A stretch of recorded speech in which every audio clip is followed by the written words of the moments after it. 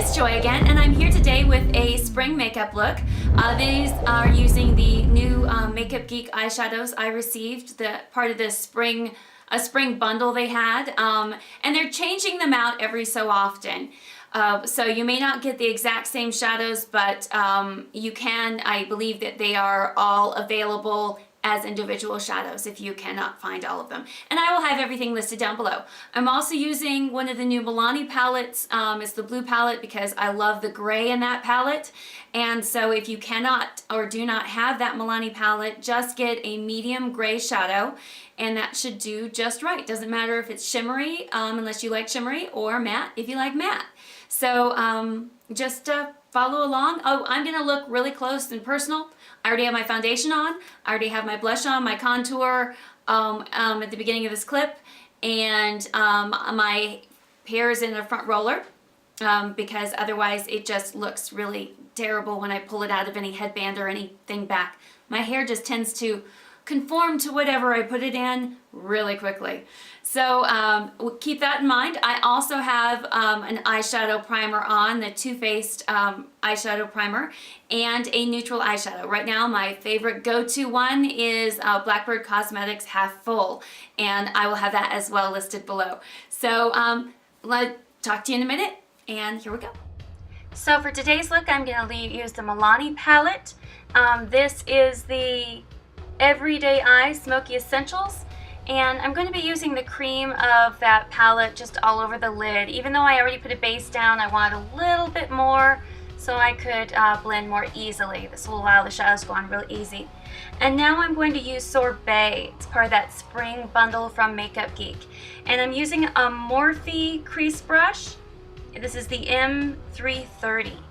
And I'm really using this as more of a transition shade.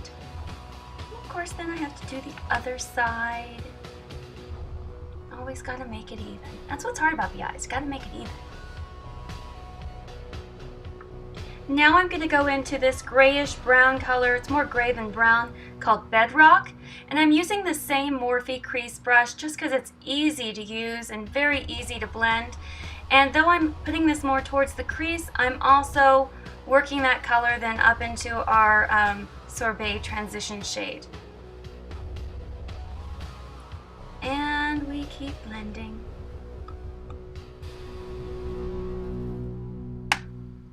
And we keep blending.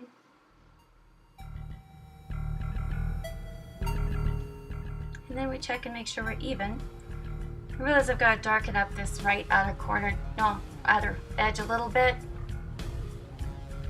It's hard when you're using a small mirror.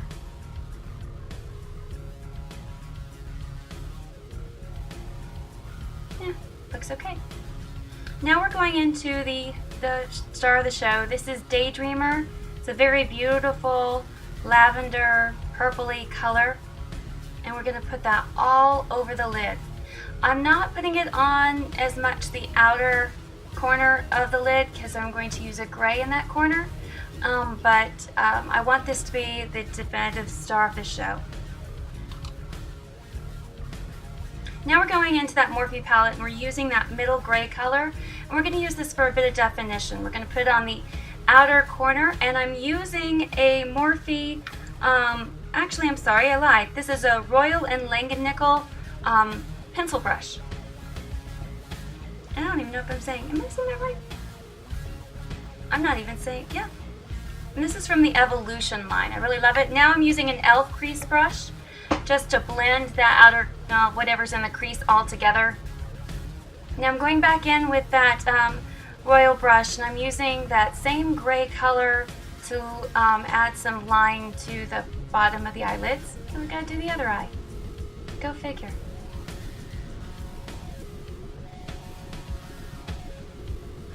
I keep forgetting to tell you that I use my same Royal and Langennickel eye shader brush just to blend those two colors together a little bit more easily.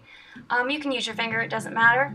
Now we're going to go in and we are going to extend that upper line, the outer corner, line just barely that upper top with this gray color. Extend that color out over the lid a little bit. Nothing complicated.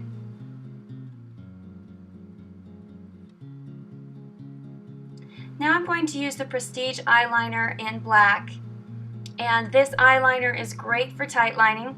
And don't you just love the faces we make? Obviously, I'm not showing you both eyes, but this is the NYX concealer that I adore, and I'll leave all the details down below. I believe this is the fairest of the fair shade that they have, but again, I'll leave it in the description box. And I'm using my knockoff beauty blender. This is called the Dr. Sponge. It's about half the price of a beauty blender, and I actually like it better, except for I don't like that you have to order it online, and it's not really in a store where you order too much of anything else. Now I'm using my Milani, the bigger lashes. I do like this mascara. It's not my holy grail by any means, but it does a good job with both lengthening and volumizing my lashes. And I absolutely love the little bristles on the end. Those little tiny bristles help me get those inner little tiny hairs on my, well, lashes on my inner eye part of the lid. They're so hard to reach, and they help extend the outer lashes even beyond the lengths that I thought they could. I don't have very large, long, beautiful lashes, but anything that will help me achieve that, I do adore. And as you notice, I did speed this up because mascara is really one of those tedious things to put on. It just takes forever. Gotta do a lot of building and a lot of work at it. But the payoff is great in the end, isn't it, girls? I think so. And I almost always drop this on my under eye area, as you can see. I'll clean that up in a minute.